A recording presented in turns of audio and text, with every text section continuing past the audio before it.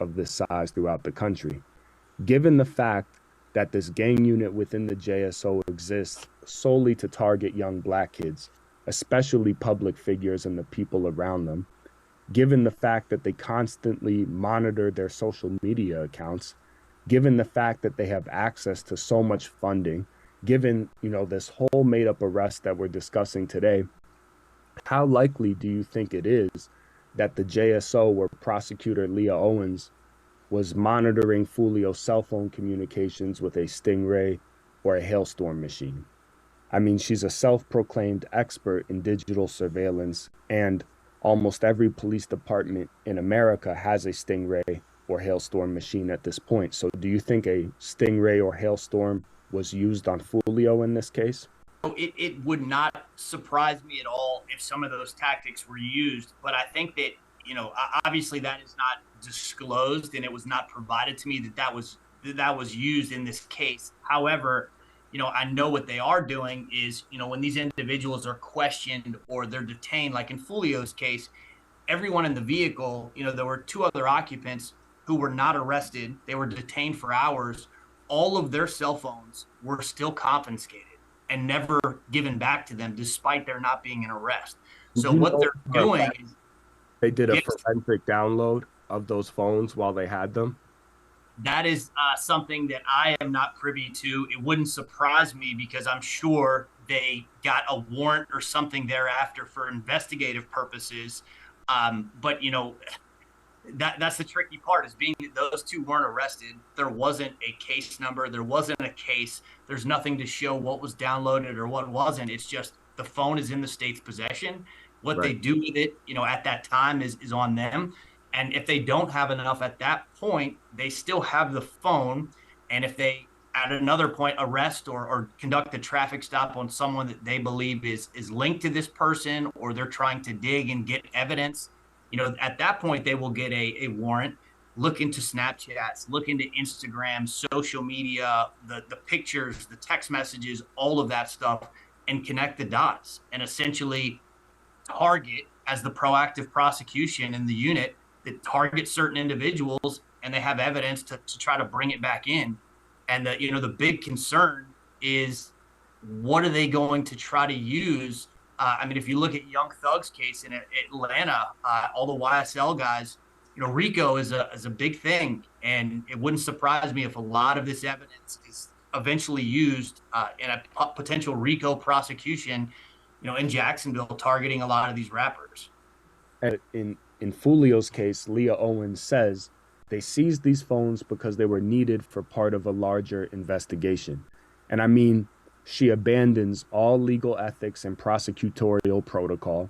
She arrives at a traffic stop, which we now know she directed in the first place, tells the officers what to charge Foolio with, tells them to arrest him, to seize his phones. She then searches the car herself, not only a violation of Foolio's rights, the sheer determination to bring him down and make his life worse is what's, most unsettling and scary, to say the least, about Leah Owens' behavior.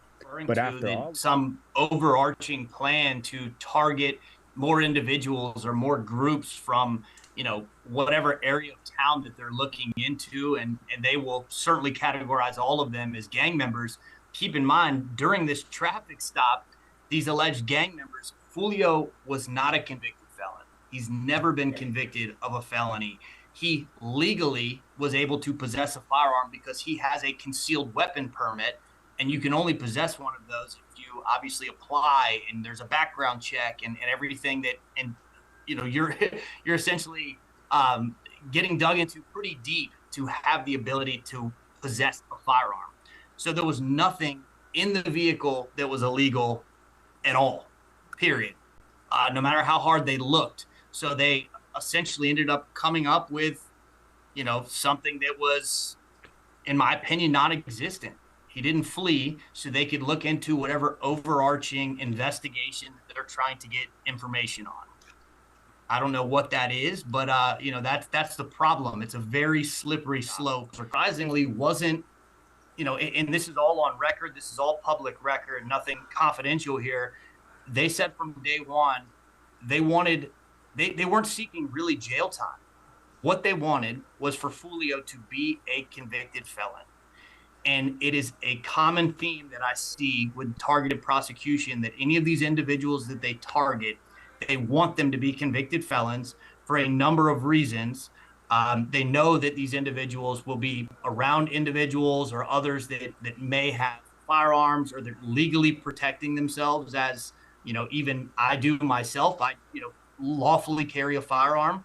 And if somebody is a felon and they're even around an individual that possesses a gun, it gives the state even more leverage to kind of rope them in and do exactly what they did here.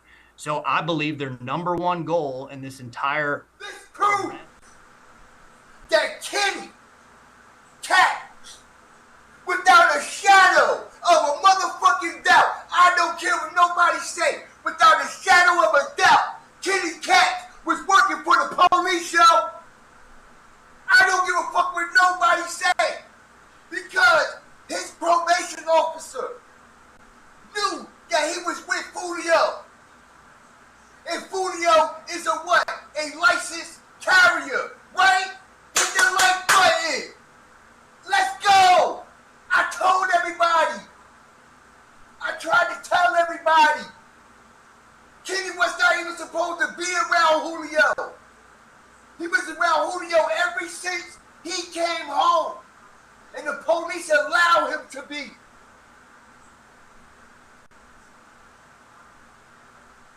You know why?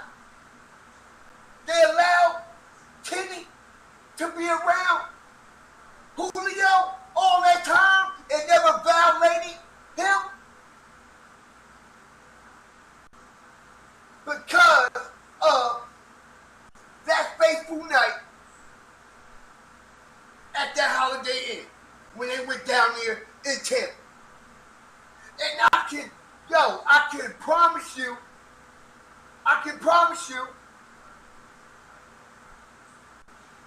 that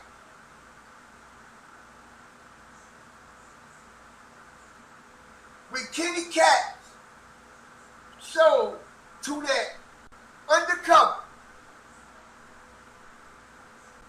practically 11 days before Julio got knocked down, I can promise you they picked Kenny up. They just ain't put it on record.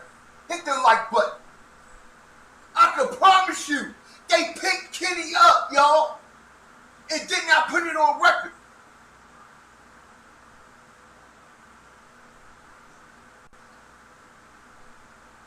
And if you notice, how is Kenny getting charged just with the selling to the feds, but he ain't get charged for violation of probation when Julio got knocked out and all that gunfire and all that shit? The lawyer just said if you are a convicted felon, you can't be around no guns. Whether if it's registered or not, you can't be around nobody that's possessing a fucking handgun. And Kenny just came out of jail for what? Murder. Make it make sense. And like I said, no way in the world you just coming home from murder, bro. And your probation officer allow you to travel in and out of the state however you want, bro. Yo, you crazy as hell. No. That is not going down. And when they asked Kenny on that podcast, okay, they said, yo, that's very unusual of a PO allowing a client to travel in and out of the state the way that you're doing.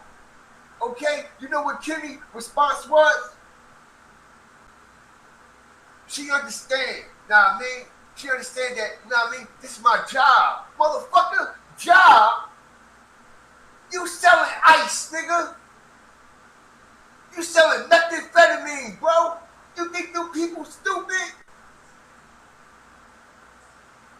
They had your ass under surveillance from the day your ass stepped out them doors, bro. surveillance. Hit the like button. Strategic drop. They had Julio under surveillance for years. So all the phone calls, all the what? FaceTimes and video calls and shit, nigga, they was tapped in all that.